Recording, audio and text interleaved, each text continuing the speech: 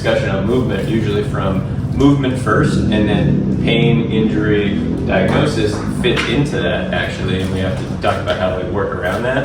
But we want to understand the fundamentals of motion first, and not that there's a right or wrong, but have some standards behind it that we can then tie back into anatomy, but back into physiology. So the title of the presentation that you have access to is the fundamentals of joint mobility, and I'm going to give a little discussion about how I think about joint mobility. I've actually wrote a corresponding book to this presentation, which has a bunch of exercises and looks at each motion of the body, joint by joint, some ways to think about it, some exercises that we can do. So we'll touch a little bit on that today. At any point, just feel free to stop and ask questions, because sometimes questions really direct the conversation more to what you need to hear versus what I want to say, right? So that'll help me, as hopefully it will help you. Okay.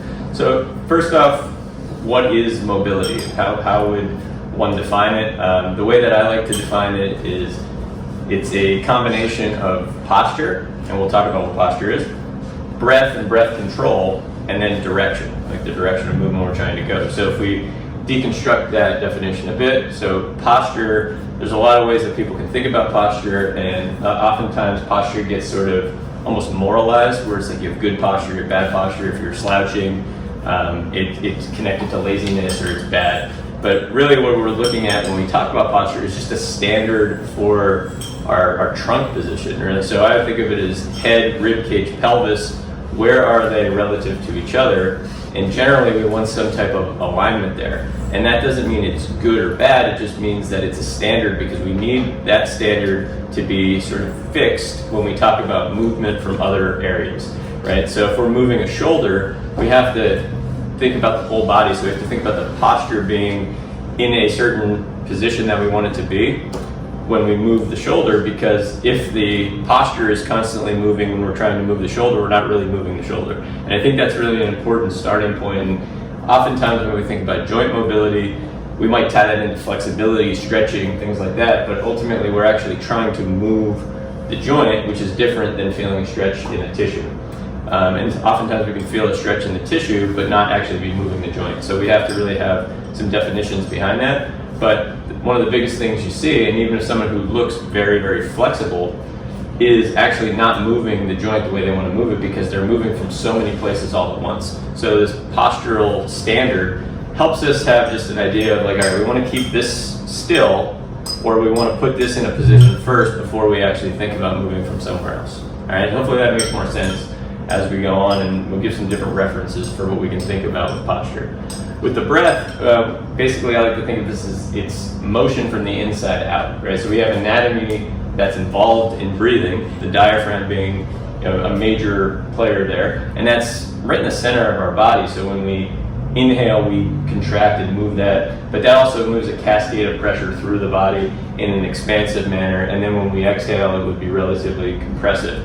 So when we get to a position where we might hit a restriction, we can use the breath to add this sort of inside-out motion to give us more space, more direction for where we want to go or where we might feel restricted. And so we'll touch on that a bit. We'll talk about the difference between inhaling in an expansive manner and how we can think of that as a standard versus accessory inhalation, where we tend to breathe more from muscles in the neck, muscles that pull things up, and they create some expansion in one area, but they actually leave a lot of the rest of the body constricted in a way that can be detrimental if there's not mindfulness of it. Then the exhale, we'll talk about the difference between exhaling in a more relatively compressive fashion to a paradoxical exhale, where exhalation, typically we would want to think of it as that things are coming more towards center. We're kind of breathing from out to in when we exhale, but a lot of times what can happen is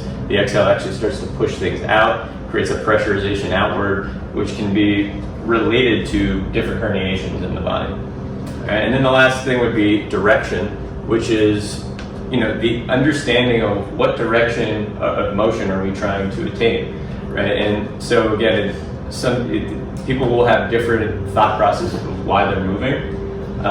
When you're doing yoga, doing any practice, it might be, well, I'm trying to feel something. I'm trying to feel a stretch. I'm trying to feel strength, muscle tension. But we also have to educate on, all right, what direction are you having trouble moving? What direction are we trying to get you moving? And there's often an awareness or an education that needs to happen to get people to feel where they're restricted.